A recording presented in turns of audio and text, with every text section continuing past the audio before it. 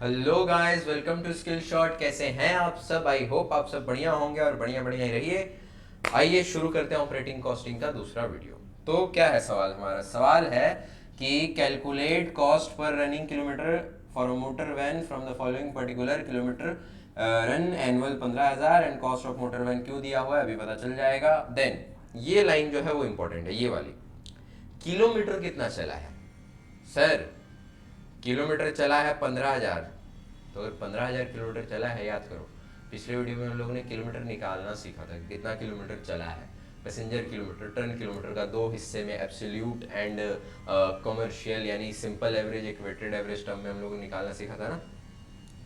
तो यहाँ पे तो आपको किलोमीटर निकाल के दिया हुआ है, तो क्या आपको मेहनत करनी है? नहीं, आपको सिर्फ कॉस्ट निकालना है। आ जाओ निकालते हैं। इसका फॉर्मेट कैसा होगा? एज यूजुअल हम लोगों ने डिस्कस कर लिया, यहाँ फॉर्मेट मैंने बना लिया है। Particular amount cost per unit, आओ लिख देते हैं इसके अंदर पर्टिकुलर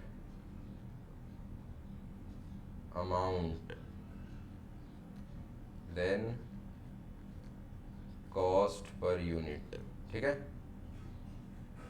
हाँ, अब ऊपर में क्या लिखेंगे? Statement of operating cost. पहला, स्टैंडिंग चार्जेस, है ना। स्टैंडिंग चार्जेस आप देखो कितना इसमें दिया हुआ है। स्टैंडिंग चार्जेस दिया हुआ है, अलग अलग चार्जेस है, उसमें से कुछ स्टैंडिंग होंगे, कुछ रनिंग मेंटेनेंस के होंगे, और एक्सेट्रा एक्सेट्रा कुछ कुछ होंगे। चलो देखते हैं। अब चार्जेस को पकड़ना शुरू करते हैं। रोड लाइसेंस, लाइसेंस बनवाओगे तभी गाड़ी चलेगी। अब बताओ, लाइसेंस बनवा लिया, गाड़ी चला नहीं रहे हो, क्या फर्क पड़ता है? लाइसेंस तो बनाना पड़ेगा ना। आप गाड़ी चलाओ या ना चलाओ, लाइसेंस तो आपको बनाना पड़ेगा। तो रोड लाइसेंस आपका क्या है? वो स्टैंडिंग चार्जेस है। ठीक है। इंश्योरेंस, इंश्योरेंस भी कराना पड़ेगा, स्टैंडिंग है। Garage rent, supervision, driver salary, यहाँ तक क्या है आपका? स्टैंडिंग चार्जेस है। तो आओ एक एक करके हम लोग लिखते हैं। 12, 8, 6, 28, 8। ओके, 12, 8, 6, 28, 8। 8 नहीं होगा यहाँ पे, हाँ, मतलब 8 लिख देता हूँ। ओके चलो। क्या क्या था उसमें? आपका पहला था road licence, right, road licence. Then दूसरा क्या था आपका? देन आपका दूसरा था, आप ऊपर देख सकते हो यहाँ पे, आपका दूसरा था इंश्योरेंस, इंश्योरेंस। देन तीसरा था गैरेज रेंट। देन चौथा था आपका सुपरविजन एक्सपेंसेस, राइट। हाँ, दूसरा था आपका इंश्योरेंस, तीसरा था गैरेज रेंट, देन चौथा था supervision expenses, supervision expenses. Then ये जो 800 था, ये देखो मैं बोला लिख देता हूँ, ये 800 जो था वो था लेकिन पर मंथ था सर। देन आप क्या करोगे? इसको मल्टीप्लाइड बाय 12। तो आप देखो यहाँ पे 800 हम लोग लिख के क्या करेंगे? 5 नंबर क्या था आपका? Drivers wages, 800 into 12, 9,600। 9,600 जोड़ डालो इसको। चलो कितना है? 1200, 800, 600, 2800 और 9,600। That's come to 15,000। क्या बोला मैंने? ये आ रहा है आपका जवाब, आ रहा है 15,000। देन आप लिखोगे आपके रनिंग एंड मेंटेनेंस चार्जेस। अब देखो, ध्यान देना इस पे। यहां से यहां तक वाला जो खर्चे थे, यहां से लेके यहां तक आपके जो एक्सपेंसेस थे, वो आपको क्या किलोमीटर के बेस पे दिया? नहीं, एक अमाउंट दिया है आपको, वही टोटल है, आप जितना भी किलोमीटर चलाओ। तो ये फिक्स कॉस्ट टाइप का नेचर का है। बट आप यहाँ पे देखो देखो तो आपको दिख रहा होगा पर किलोमीटर, पर किलोमीटर। ये किलोमीटर के अकॉर्डिंग ही दिया हुआ है। ये जो दो अमाउंट, तीन अमाउंट है, ये एक, ये दो, ये तीन, ये तीनों अमाउंट आपको किलोमीटर के बेसिस पे ही दिया हुआ है। मतलब 1 किलोमीटर का कितना निकलेगा, और आपको निकालना भी क्या था? Cost per running kilometre.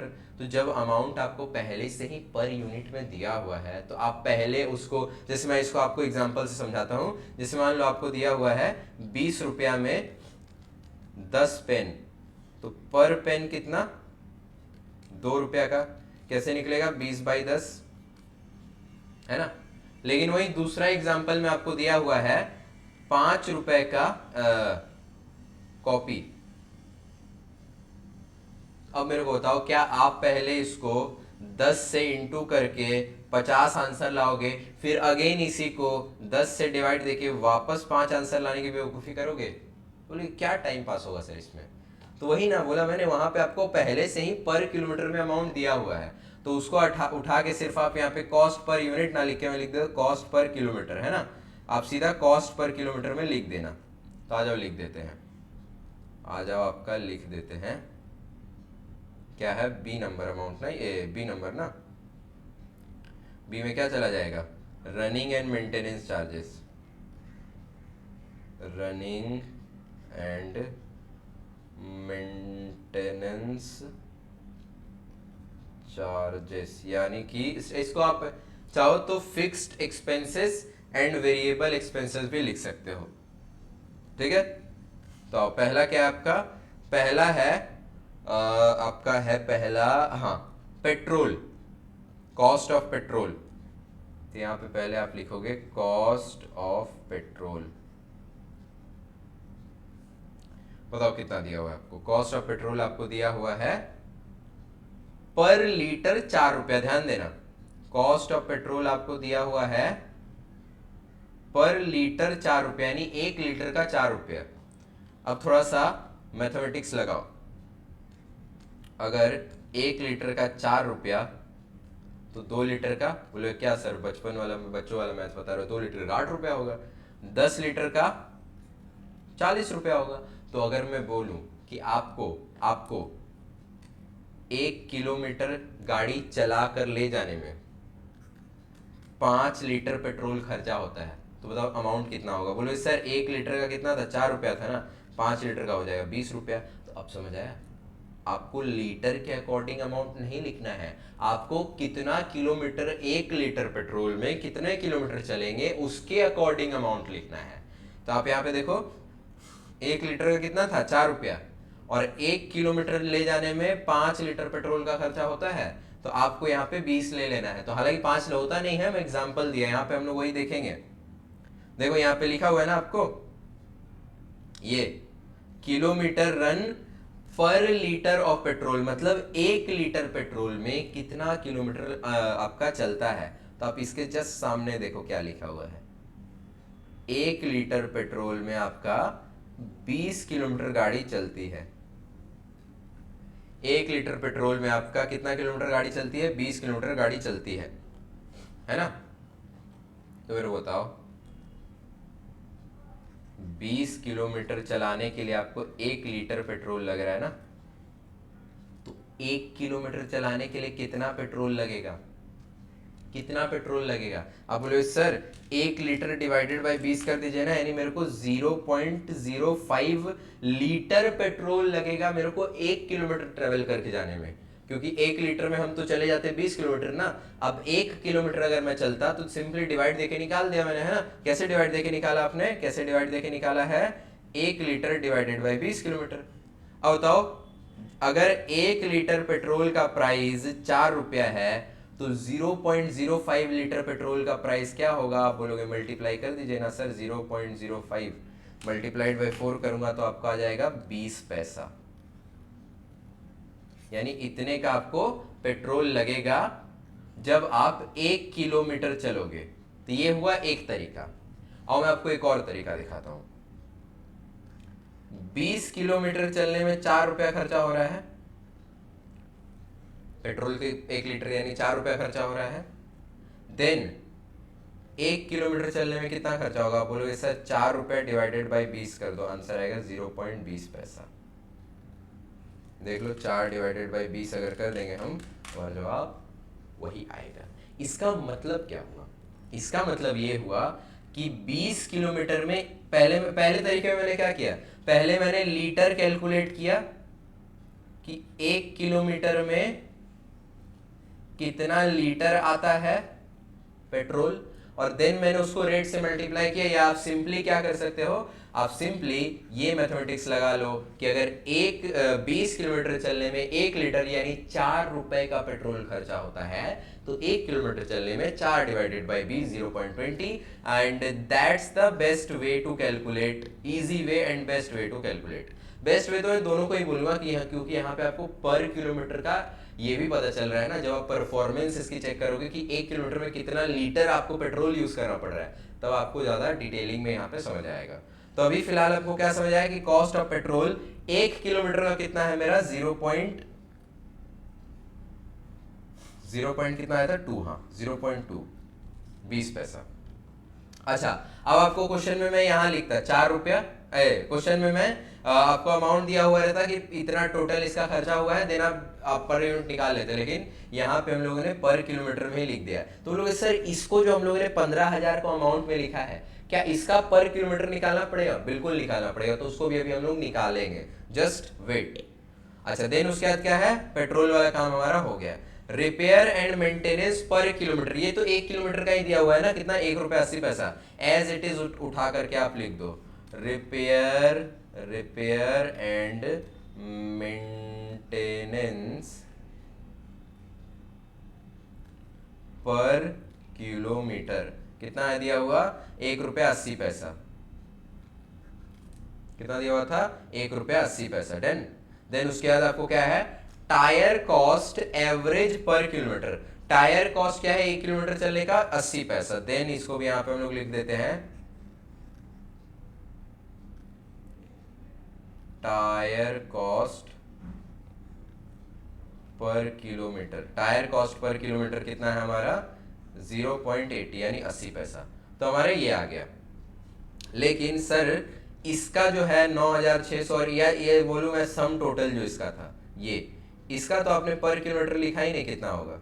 तो सिंपल सा कॉन्सेप्ट बताओ ना आप, साल में कितना किलोमीटर ये चला है, टोटल किलोमीटर 15,000 है ना,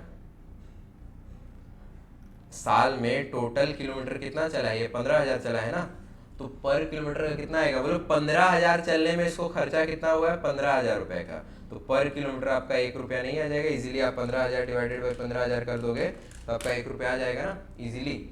सिंपल सा कॉन्सेप्ट है ये।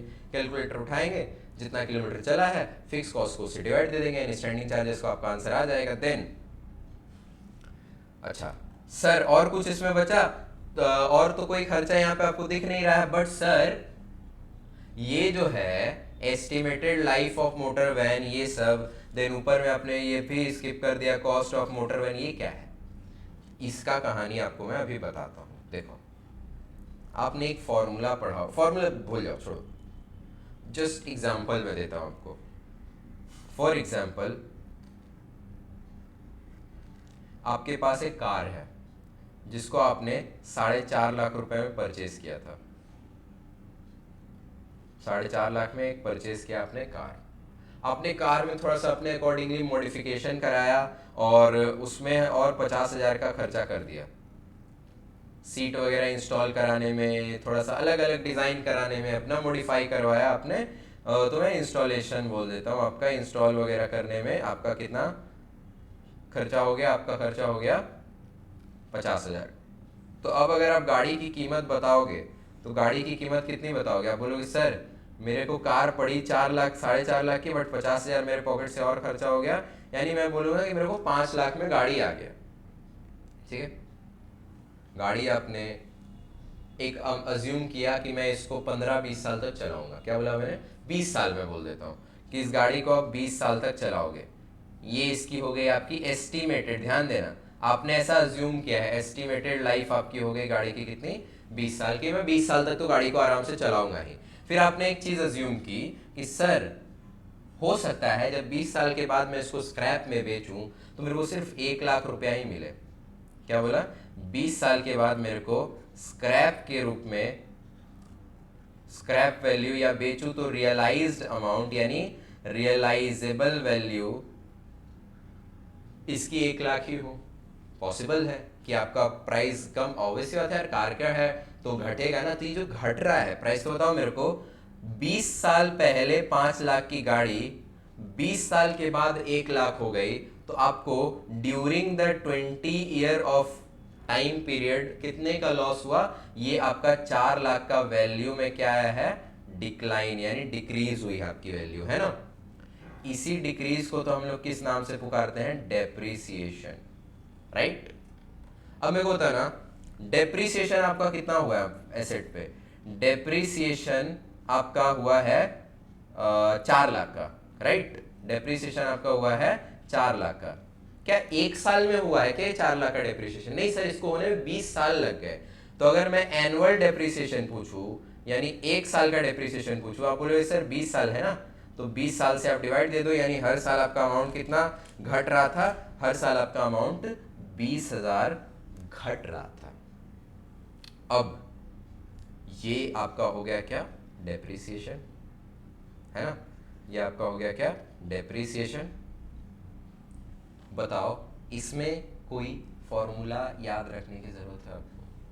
कोई भी फॉर्मूला याद रखने की जरूरत है? सिंपल सा कॉन्सेप्ट है, एक वैल्यू था, अगर उस पर कोई एक्स्ट्रा खर्चा हुआ है ऐड ऑन करो, जितना आपको फ्यूचर में आपकी जो भी आपने लाइफ सोची हुई है उसके बाद आपको बेच के जितना रियलाइज होगा उसको आप यहाँ पे माइनस कर दो, देन आपका जो डिफरेंस होगा जितना वो घटा है उतना ही आपका डेप्रिसिएशन होगा। 1 साल का निकालने के लिए उसके एस्टिमेटेड लाइफ से डिवाइड दे दो। अब इसको रटाया जाता है, देखो मैं बताता हूँ कैसे रटाया जाता है। Annual depreciation is equal to cost of asset add installation less scrap value divided by estimated life. Divided by के लिए हम लोग एक लाइन ले लेते हैं, divided by estimated useful life, जो हमारे क्वेश्चन में कितनी थी? 20 साल की, divided by estimated useful life. क्या जरूरी है 20 साल ही चलेगा? 30 साल भी चल सकता है, बट आपने एस्टिमेट किया कि 20 साल चलेगा। अब बताओ, ये फॉर्मूला था, अगर मैं इस फॉर्मूला में बिठाऊं तो हमने वही काम तो वहां भी ऊपर में ही किया ना, कि आपकी एसेट कितने की थी? 4.5 लाख की, उस पर एक्स्ट्रा कितना खर्चा किया? 50,000। बेचोगे कितने 20 साल बाद में? 1 लाख में।